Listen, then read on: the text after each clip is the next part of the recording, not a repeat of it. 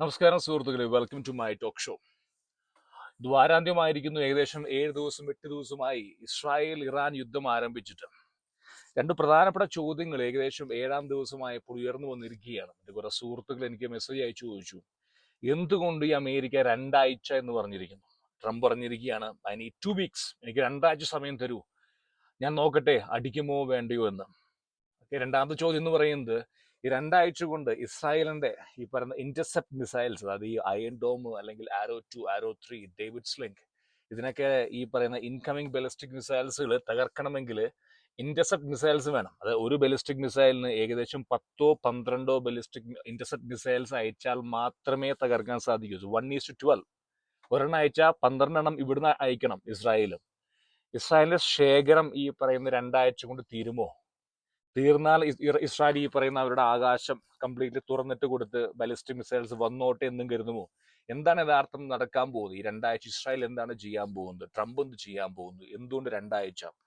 ഇതാണ് ഞാൻ പറയാൻ ആഗ്രഹിക്കുന്നത്. എൻ്റെ അനാലിസിസ് എന്ന് പറയുന്നത് 90%, 100% ഞാൻ പറയില്ല, 90% നീതിയുക്തമായിട്ട്, അതായത് എനിക്ക് തോന്നുന്ന കാര്യങ്ങളല്ല, എൻ്റെ ഒരു അജണ്ടയുമായിട്ടോ അല്ലെങ്കിൽ എൻ്റെ രാഷ്ട്രീയ ചിന്താഗതിയുമായി ബന്ധപ്പെട്ടതല്ല.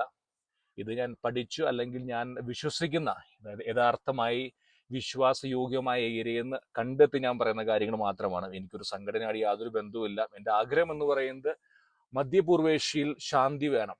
ജനങ്ങൾ ആരുമായിക്കോട്ടെ, ഇറാനിലെ ജനങ്ങളുമായിക്കോട്ടെ, ഇസ്രായേലിലെ ജനങ്ങളുമായിക്കോട്ടെ, സുഖവും സ്വസ്ഥവുമായി ജീവിക്കണം. അത്ര മാത്രമേ ഉള്ളൂ. Let's get into conversation. Okay, ഈ പറയുന്ന ട്രംപ് ഒരു ഭീരുവാണോ? യഥാർത്ഥത്തിൽ ഒരു കീലേരി അച്ചുവാണോ? ഒരുപാട് ചോദ്യങ്ങൾ ഉയർന്നു വരികയാണ് 2 ആഴ്ച എന്നുള്ള സമയം കൊടുത്തപ്പോൾ.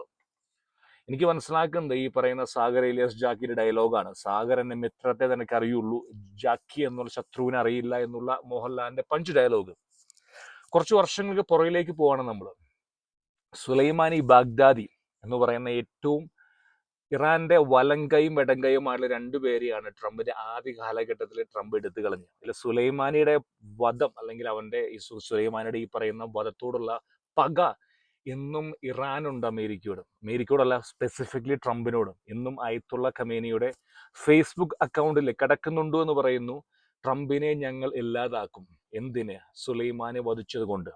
അപ്പൊ നമ്മൾ നമ്മുടെ ഡയലോഗ് പറയാറില്ലേ വില്ലന്മാര്, സാർ ഒന്ന് യൂണിഫോം അടിക്കും, സാറ് ഞാൻ കാണട്ടെ എന്നൊക്കെ പറയുന്ന ഡയലോഗ് പോലെയാണ് അമേരിക്കൻ പ്രസിഡന്റായി ഇറങ്ങിയ ശേഷം. അതായത് അമേരിക്കൻ പ്രസിഡന്റ് ആകുമ്പോൾ ഹൈ സെക്യൂർ ആണ് അദ്ദേഹം. എക്സ് പ്രസിഡന്റ് ആയപ്പോൾ കഴിഞ്ഞ 4 വർഷവും അദ്ദേഹം കോൺസ്റ്റന്റ്ലി ഇറാന്റെ ത്രെട്ടിലായിരുന്നു. ഒരുപാട് വധശ്രമങ്ങൾക്ക് പുറകിൽ ഇറാൻ ഉണ്ട് എന്ന് ഇന്റലുണ്ട് അമേരിക്കയ്ക്ക്. അദ്ദേഹത്തിന്റെ ക്യാമ്പയിനിങ് സമയത്ത് പോലും 2025 ക്യാമ്പയിനിങ് സമയത്ത് അദ്ദേഹം ഔദ്യോഗിക വിമാനം ഉപേക്ഷിച്ച് അദ്ദേഹത്തിന്റെ സുഹൃത്തിന്റെ വിമാനത്തിൽ ട്രാവൽ ചെയ്തത്. കാരണം അദ്ദേഹത്തിന്റെ ട്രംപ് 1 എന്നുള്ള വിമാനം തകർത്തിടാനായിട്ട് ഇറാന്റെ ഭാഗത്തുള്ള ബലിസ്റ്റിക് മിസൈൽസ് ഉപയോഗിച്ചു എന്ന് പറയുന്നുണ്ട്, ഇന്റൽസ് ഉണ്ട്.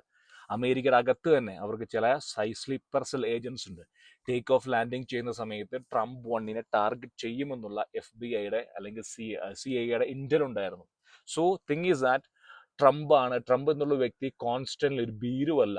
അദ്ദേഹം ആക്ഷൻസ് എടുക്കും. അദ്ദേഹം എന്ന് പറയുന്നത് ഈ പറയുന്ന ജനങ്ങളുടെ കയ്യടി വാങ്ങാൻ അദ്ദേഹം എടുത്തു എന്ന് വരില്ല. പക്ഷെ അദ്ദേഹം ഒരു തീരുമാനം എടുത്താൽ അതിന് പുറകിൽ എന്തൊക്കെ എഫേർട്സ് അമേരിക്കയുടെ വേണമെന്ന് ചിന്തിക്കും. ഓക്കെ, കടന്നു വരാം. അതായത് എന്താണ് ഇത്? ഒരുപാട് സംശയമുണ്ട് ജനങ്ങൾക്ക്. അതായത് ഇറാൻ എന്തുകൊണ്ടാണ് ഈ പറയുന്ന ഈ ഒരു അവസ്ഥ ചെന്ന് പെട്ടത്?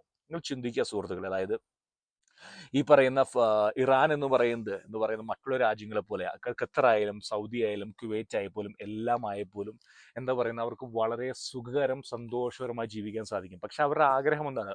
ഒരു ഷിയ മേധാവിത്വം. എവിടെ? ഈ പറയുന്ന ടെഹ്റാനിൽ നിന്ന് ബെയ്റൂട്ടിലേക്ക്, ഗാസയിൽ നിന്ന് യമനിലേക്ക് ഒരു സുന്നി മേധാവിത്വം ഉണ്ടാക്കിയെടുക്കുക. എന്തിന്? സുന്നികളുടെ മേധാവിത്വം, അത് ഈ പറയുന്ന സൗദി അറേബ്യയുടെ മേധാവിത്വം ഒഴിവാക്കാൻ വേണ്ടി ഒരു ബ്ലോക്ക് ഉണ്ടാക്കിയെടുക്കുക. Starting from Tehran to all the way എവിടെ വരെ? ലിബിയ അല്ലെങ്കിൽ ഈ ഗാസ വരെ. അതാണ് ഈ പറഞ്ഞ അസ്ഥിരതയ്ക്ക് മെയിൻ കാരണം. മറ്റുള്ള രാജ്യങ്ങളെ പോലെ. എന്നാൽ ഇവർക്ക് വല്ല ഉണ്ടോ? ഒന്നുമില്ല. ന്യൂക്ലിയർ ഉണ്ടോ? ഇല്ല. പക്ഷെ ഉണ്ടോ എന്ന് വിളിച്ചു പറയുന്നു. തീവ്രവാദം ഉണ്ടോ? ആക്ച്വലി ഇല്ല, പക്ഷെ ഉണ്ടോ എന്ന് വിളിച്ചു പറയുന്നു. അതായത് വെറും വാക്കുകൾ കൊണ്ട് ഈ പറയുന്ന മധ്യപൂർവേഷ്യയിൽ ഒരു അസ്ഥിരത ഉണ്ടാക്കുന്ന പ്രവർത്തനമാണ് കഴിഞ്ഞ ഒരു 10-15 വർഷമായിട്ട് ഇവർ ചെയ്യുന്നത്. വേറെ ഒന്നുമില്ല ഇവരുടെ ഭാഗത്ത് നിന്ന്. കാര്യമായിട്ട് ഒന്നുമില്ല. കീലേരി അച്ചു മാത്രമാണ് ഇറാൻ. നമ്മൾ കണ്ടതാണ് ഇപ്പോൾ. കാരണം അവരുടെ ആകാശം തുറന്നിട്ടിരിക്കുകയാണ്. അവർക്ക് ആർക്കും വന്ന് ബോംബിട്ടാ പോകുന്ന അവസ്ഥയിലേക്ക്, അല്ലേ? ഇസ്രായേൽ കഴിഞ്ഞ കുറെ ദിവസങ്ങളായിട്ട് എന്താ പറയുന്നത്, അവരുടെ എല്ലാം, അവരുടെ ആയുധശേഖരങ്ങൾ, അവരുടെ സയന്റിസ്റ്റുകൾ, അവരുടെ ന്യൂക്ലിയർ റിയാക്ടേഴ്സ്, എല്ലാ സെന്ററും ഇല്ലാതാക്കിയിരിക്കുകയാണ്. അതായത് മാക്സിമം പ്രഷർ ട്രംപ് ഒരു വശത്ത് എങ്ങനെ കൊടുക്കുന്നു, അവരോട് പറഞ്ഞിരിക്കുകയാണ് നിങ്ങൾ എണ്ണ സാങ്ഷൻ കൊണ്ട് ട്രംപ് കൊടുക്കുന്നു, മറുവശത്ത് ഇസ്രായേൽ എന്ത് ചെയ്യുന്നു, ആക്രമിച്ച് ഇല്ലാതാക്കിയിരിക്കുകയാണ്. ഇതിലേക്ക് എത്തിക്കേണ്ട ആവശ്യമുണ്ടായിരുന്നു?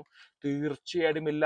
ഇവർക്ക് എന്താ പറയുക, നിങ്ങൾ ചോദിക്കുകയായിരിക്കും അൽ ഖൈദ വന്നിരിക്കുന്നത് സൗദി നിന്നാണ്. ഒരു കാലഘട്ടത്തിൽ സൗദി ഈ പറഞ്ഞ തീവ്രവാദത്തെ പ്രോത്സാഹിപ്പിച്ചു. പക്ഷെ എന്താ സംഭവം എന്ന് വെച്ചാൽ വരും കാലങ്ങൾ അവർക്ക് മനസ്സിലായി ഇനി ഇതുകൊണ്ട് മുന്നോട്ട് പോകാൻ സാധിക്കില്ല. അവർ പിന്മാറി. ഇന്ന് എന്തുവാണ് ലോകത്തിലെ ഏറ്റവും കൂടുതൽ ഡെവലപ്മെന്റ് നടക്കുന്ന ഒരു രാജ്യങ്ങൾ ഒന്നായി മാറിയിരിക്കുകയാണ് ഈ പറയുന്ന സൗദി എന്ന് പറയുന്നത്. എന്തുകൊണ്ട് ഇറാന് ഈ പറയുന്നതൊക്കെ അവസാനിപ്പിച്ചുകൊണ്ട് വലിച്ചെറിഞ്ഞുകൊണ്ട് ഈ അവരുടെ പ്രോക്സി ആയിട്ടുള്ള ഈ പറയുന്ന എല്ലാം എല്ലാ സുഹൃത്തുക്കൾക്ക് അറിയാം, ഞാൻ കൂടുതൽ കടക്കുന്നില്ല എന്നേക്കൊന്നും. അവരിപ്പോൾ ക്ഷയിച്ചിരിക്കുകയാണ്. കാരണം അവരെ ഏറ്റവും വലിയ സപ്പോർട്ട് റഷ്യ ഇല്ലാതായിക്കൊണ്ടിരിക്കുകയാണ്. പിന്നെ മണ്ണിനടിയിലായി പോയി ബാക്കി 5-6 പേരും. ഞാൻ അതിലേക്ക് കൂടുതൽ കടക്കുന്നില്ല.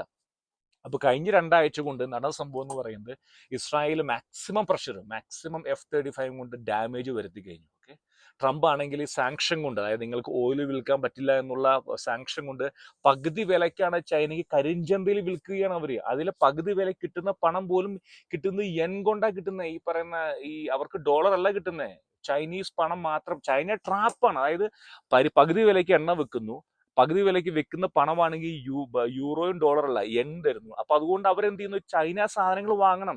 ഒരുപാട് പേര് പറയും ചൈനയിൽ നിന്ന് ട്രെയിൻ വരുന്നുണ്ട് ഇറാനിലേക്ക്. എന്തിനാ ട്രെയിൻ വരുന്നത്? എന്തിനാ ഈ പറഞ്ഞ ചൈനീസ് സാധനങ്ങൾ എത്തിക്കാനായിട്ട്. കാരണം യെൻ ആരാ വാങ്ങുന്നേ? ചൈന മാത്രമേ യെൻ വാങ്ങുള്ളൂ. ജിയോ പൊളിറ്റിക്സിൽ നമ്മൾ ചിന്തിക്കണം. ഇത് ബിസിനസ് എന്ന് പറയുന്നത് ഇമോഷൻസ് ഒന്നുമില്ല, സ്ഥിരമായ ശത്രു ഒന്നുമില്ല. It's all about business. ചൈനയ്ക്ക് ഒരു മാർക്കറ്റ് വേണം, ഇറാൻ എന്നുള്ള മാർക്കറ്റ്. പിന്നെ ഫ്രീ ആയിട്ട്, ഫ്രീ തന്നെ പറയാൻ പറ്റും, ഫ്രീ ആയിട്ട് ബാരൽ കണക്കിന് എണ്ണയാണ് കിട്ടിക്കൊണ്ടിരിക്കുന്നത്. അപ്പൊ അതുകൊണ്ട് എന്താ പറയുന്നത്, ഇസ്രായേൽ ഏകദേശം വിജയിച്ചു.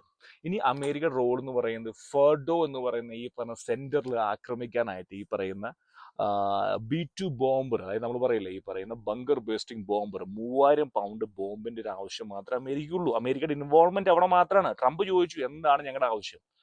ഇവർ പറയുന്നു B2 ബോംബർ വേണം. B2 ബോംബറിൽ 3000 പൗണ്ട്, 30,000 പൗണ്ടിന്റെ ബങ്കർ ബേസ് ബോംബ് ഫെർഡോ ആക്രമിക്കണം. ട്രംപ് സമ്മതിക്കാൻ പോകുന്നില്ല.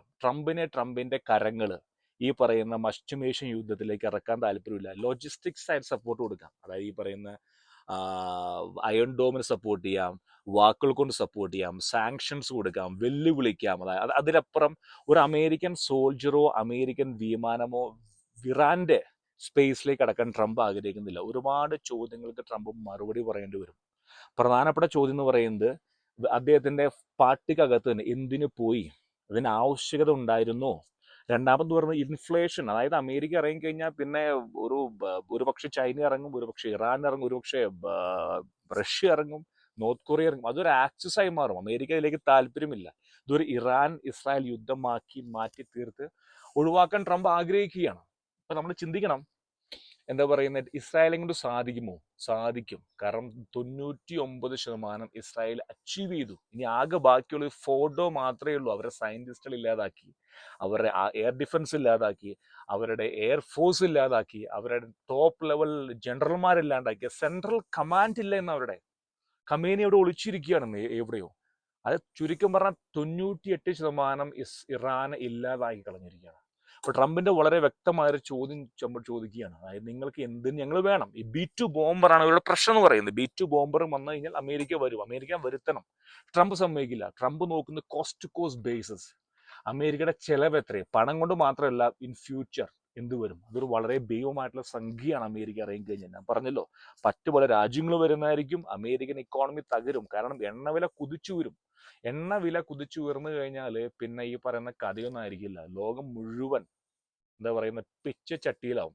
കാരണം ഉക്രൈൻ റഷ്യൻ വാർ നമ്മൾ കണ്ടതാണ് ഈ പറഞ്ഞ യൂറോപ്പിന്റെ അവസ്ഥ. അതുകൊണ്ട് ട്രംപ് ഒരു ഓപ്ഷൻ മുന്നോട്ട് വെച്ചിരിക്കുകയാണ്. 2 ആഴ്ച, അതായത് 2 ആഴ്ച സംഭവം എന്ന് പറയുന്നത് ഇസ്രായേൽ അവിടെ ഓൺ സോയിൽ ഇറാനിൽ അടിയാണ്. മാധ്യമങ്ങൾ പുറത്തു പറയുന്നില്ല എന്നേ ഉള്ളൂ. ഇന്നലെ വ്യക്തമായ എനിക്ക് ഇൻഫർമേഷൻസ് 2-3 സോഴ്സിന് കിട്ടിയിരിക്കുകയാണ്. അത് വിശ്വസിക്കാവുന്ന സോഴ്സിന്.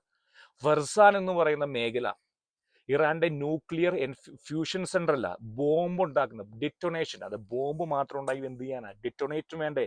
ഡിറ്റൊനേഷൻ സെന്റർ ആയിട്ട് ഫർസാൻ അവരെ ആക്രമിച്ചു, ഇല്ലാതാക്കി. അവിടെ ഏകദേശം 10-30ഓളം സയന്റിസ്റ്റുകളെ ക്ഷമിക്കണം, 10-30ഓളം സയന്റിസ്റ്റുകൾ അവർ ഇല്ലാതാക്കിയിരിക്കുകയാണ്. അപ്പം അതുകൊണ്ട് ഫർസാൻ എന്നുള്ള അവരുടെ ആരും അറിയാത്തൊരു കേന്ദ്രം, അതായത് കഴിഞ്ഞ 2 ദിവസം മുമ്പ് മാധ്യമങ്ങളൊക്കെ റിപ്പോർട്ട് ചെയ്ത ഫർസാൻ മേഖലയിൽ അതികഠിനമായിട്ടുള്ള ബോംബ് ആക്രമണം, F-35 ബങ്കർ ബസ് ബോംബുകൾ, അതായത് ഈ നസറുള്ളനെ ഇല്ലാതാക്കിയ 4000 പൗണ്ട് വരെയുള്ള ബങ്കർ ബസ് ബോംബുകൾ ഇസ്രായേലിന്റെ കയ്യിലുണ്ട്. അത് മതി. അതൊരു പടയെന്നൊരു 10 ഇട്ട് കഴിഞ്ഞാൽ ബൂം, എല്ലാം തീർന്നു. അപ്പൊ ട്രംപിന്റെ ചോദ്യം എന്ന് പറയുന്നത്, നിങ്ങൾ എന്തുകൊണ്ട് F-35 കൊണ്ടുകൊണ്ട് 4000 പൗണ്ടുള്ള ഒരു 5-10 ബങ്കർ ബസ് ബോംബുകൾ ഇട്ടുകൂടാ ഫർഡോയിലേക്ക്? അല്ലെങ്കിൽ നിങ്ങൾ പറയുന്നു എയർ ഡിഫൻസ് ഇല്ല എന്ന് പറയുന്നു. സ്ലോ മൂവിങ് എയർക്രാഫ്റ്റ് ആയിട്ടുള്ള ഈ പറ C-14, C-13 എയർ റീഫ്യൂലിംഗ്, അതിൽ കൊണ്ടുപോയിക്കൂടെ ബങ്കർ ബസ് ബോംബ്? ഈ ബങ്കർ ബസ് ബോംബ് എന്ന് പറയുന്ന സുഹൃത്തുക്കളെ, വെയിറ്റ് ആണ് പ്രശ്നം. 3000 പൗണ്ട്, അതായത് F-35 ഇത്രയും വലിയൊരു പേലോഡ് ഹാൻഡിൽ ചെയ്യാൻ പറ്റില്ല. അതുകൊണ്ടാണ് B2 വേണ്ടത്. B2ന്റെ ഉദ്ദേശം എന്ന് പറയുന്നത് ഈ പേലോഡിന്റെ ഇഷ്യൂ മാത്രമേ ഉള്ളൂ. ഇത്രയും ഭയങ്കര മെറ്റൽ കാസ്റ്റ് ആണ് ഈ പറയുന്നത്, ഫുൾ മെറ്റൽ. ഈ പറയുന്ന ബോംബ് ഒരു കാരണവശാലും ഇട്ട് കഴിഞ്ഞാൽ അതിന്റെ ലൊക്കേഷനിൽ എത്താതെ പൊട്ടാൻ പാടില്ല, ഈ തുരന്ന് പോകണ്ടേ. അതുകൊണ്ട് അതികഠിനമായിട്ടുള്ള മെറ്റൽ കാസ്റ്റ് ഈ പറയുന്ന ബോംബിന്റെ പുറത്തുണ്ട്. അത് ക്യാരി ചെയ്യാനായിട്ട് കഴിവില്ല ആർക്ക്? F-35. അത്രയും പേലോഡ് ക്യാരി ചെയ്യാൻ പറ്റില്ല. അതിനാണ് B2 വേണ്ടേ. ട്രംപ് ചോദിക്കുന്നു C-14 ഉപയോഗിക്കൂ, C-13 ഉപയോഗിക്കൂ, അതായത് സ്ലോ മൂവിങ് ബിഗ് എയർക്രാഫ്റ്റ്, ചരക്ക് വിമാനം. അത് കൊണ്ടുപോയിട്ട് ഇട്ടോളൂ, ആവശ്യം പോലെ അടിച്ചു പോകുന്നുള്ളൂ. എന്തിനാണ് ഞങ്ങളുടെ ആവശ്യം? ഇതാണ് ട്രംപ് 2 ആഴ്ച കൊണ്ട് പറയുന്നത്. 2 ആഴ്ച എന്ന് പറയുന്നത് വെറുതെ ഇരിക്കല്ലേ ഇസ്രായേൽ.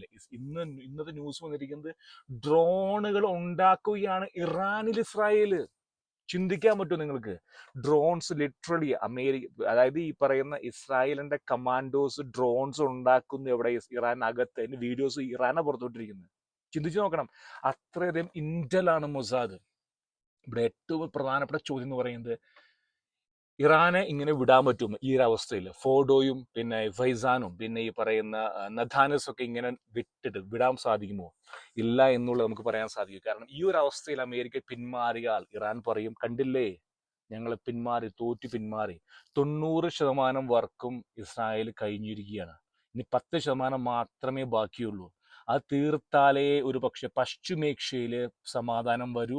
ഇറാൻ ഒരു വികസിത രാജ്യമാകണം. സാങ്ഷൻ പാടില്ല. അവിടെ ഈ പറഞ്ഞ ഇത്രയും ലക്ഷക്കണക്കിന് വർഷങ്ങളിലേക്കുള്ള എണ്ണയുണ്ട്.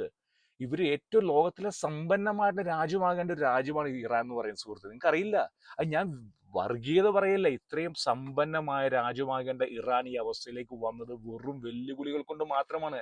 ഇപ്പൊ നിങ്ങൾ ചിന്തിക്കുക, ഖത്തർ വെല്ലുവിളിക്കുകയാണ്, അല്ലെങ്കിൽ ഇന്ത്യ വെല്ലുവിളിക്കുകയാണ്, അല്ലെങ്കിൽ സൗദി വെല്ലുവിളിക്കുകയാണ്. ആരെങ്കിലും അംഗീകരിക്കും ഒരു പരിധി വരെ?